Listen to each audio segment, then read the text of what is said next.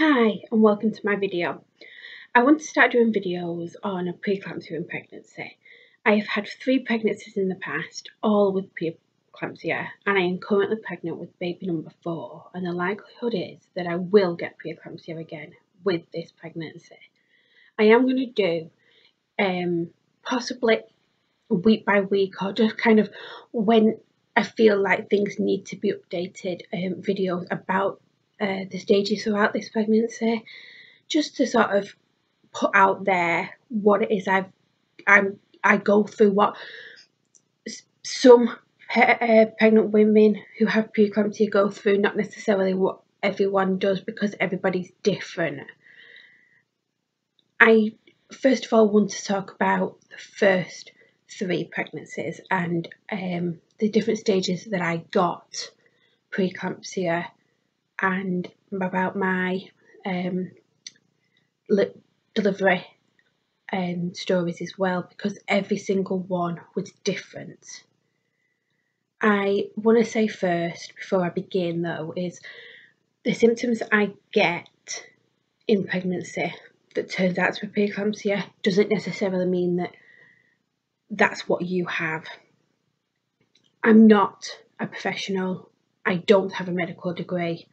I will say go and see a doctor and get them to diagnose if it is preeclampsia. Okay, so I'll begin. I was quite young when I had my first child. I was 18, and I'd never heard of preeclampsia. Never anything that had ever been discussed between me and my midwife. And I'd had a very relaxed, very easygoing pregnancy. I'd had no morning sickness, no tiredness, just very easy, very good pregnancy.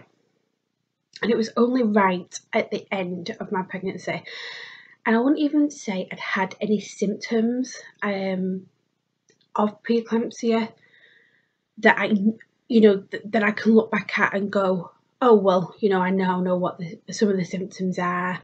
I'd gone for my 38 week checkup with my midwife, and she took my blood pressure, and it was slightly elevated to what it would normally be. And I weren't worried. Blood pressures do go up in pregnancy. And so she decided that she would get me to lie down on the bed while she took my blood. And then she took my blood pressure again, and it was even more elevated. So it was a little bit more worrying that it was going up even more, even just within sort of 5 minutes. So then she checked baby's heartbeat, and baby was fine, very happy, active, no problems whatsoever. So then she took my blood pressure again, and it had gone up again, and this was quite worrying now. It had gone up quite a bit, and she decided that I needed to go down to the hospital to have some tests done. So I went down with my mum, and they did a urine sample, which would come up with protein in my urine.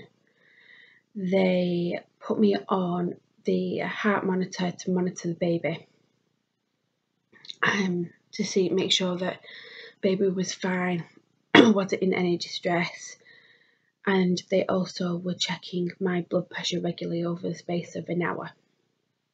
After that hour, they decided that it would be best that I stayed in overnight, and that I would need some blood pressure medication to try and get my blood pressure under control, because it was too high.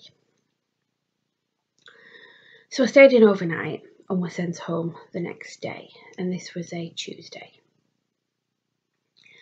with an appointment for the Wednesday to go back and just so they could see again and make sure that everything's okay and keep me under regular monitoring.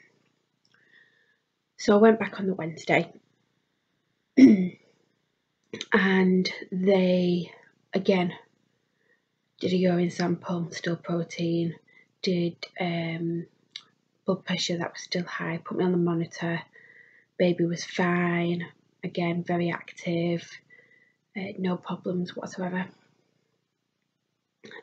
But they decided that the blood pressure medication I was on wasn't working, weren't helping, and that I would have to stay in again. Once I was up on the ward and I'd seen the consultant, he decided that he wanted to collect my urine sample over the next 48 hours. That meant I was having to be in hospital for at least the next 2 days. So I stayed in, did the urine sample, regular blood pressure checks, regular medication, and just basically being monitored. Things weren't dangerous, but they weren't looking good. Late on Friday night, I think it was after tea time, they decided that I could actually go home, that they'd got all the information they needed. They weren't going to take any course of action in the thing of like trying to induce me or anything like that, because baby was very happy, weren't in any kind of distress whatsoever.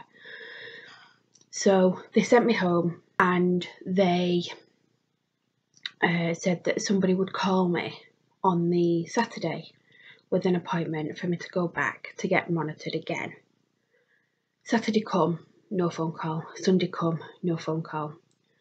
So come Monday, I decided that I was going to phone the hospital, and I explained the situation to the receptionist, that somebody from antenatal was meant to contact me and didn't. Explained all the situation, and they give me an appointment for that afternoon. So I went back down that afternoon with my mum, and again they put me on the monitor, and baby wasn't moving as much as they'd like the baby to be moving. It didn't seem in distress, but just wasn't a lot of movement there. My blood pressure was still high, and I still had the protein. So they sent me for a scan, and the scan come back fine. He was just asleep. So they decided that, again, no course of action, just going to keep me in for more observation. So I'd gone to phone my partner to let him know, and as I'm on the phone, I'm called back in. So I had to get off the phone, go back in, and the doctor decided that actually 39 weeks pregnant and only a week away from my due date, that they would just take the action to induce me. So I was taken down to delivery, started my labour off.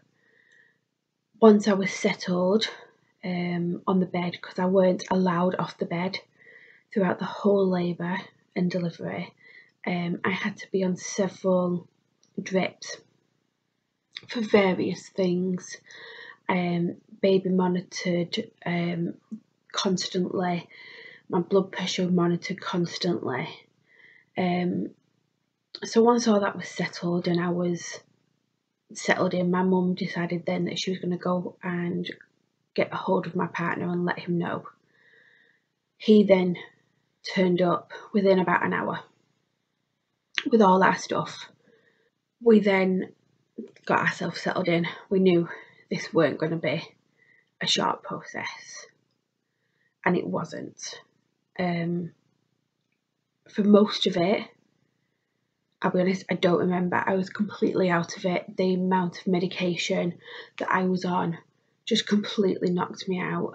I was on gas and air, pethidine, plus a lot of other sort of medication to control the pre-eclampsia as best they could. So after 22 hours, it was finally decided that it was time for me to start pushing, but that I wasn't able to do it within the delivery suite. I would have to go down to theatre just in case they would have to revert to a caesarean section. So we got into theatre. They tried the suction cap 3 times. And whilst they're trying, they wouldn't let my partner in the room, which is quite upsetting. You know, not to have your partner there at the side of you, you know, knowing that your baby could be born any second now. But, you know, the suction cap didn't work. They finally let my partner in. So he was able to be at the side of me. And they had to do a forceps delivery. And finally, after quite a few pushes, he was delivered. And we had a healthy baby boy weighing £6 4 ounces. And he was perfectly healthy, absolutely nothing wrong with him. Just a few days later, he just got a little bit of jaundice. We had to stay in for a week in total till my blood pressure was back under control and his jaundice was gone.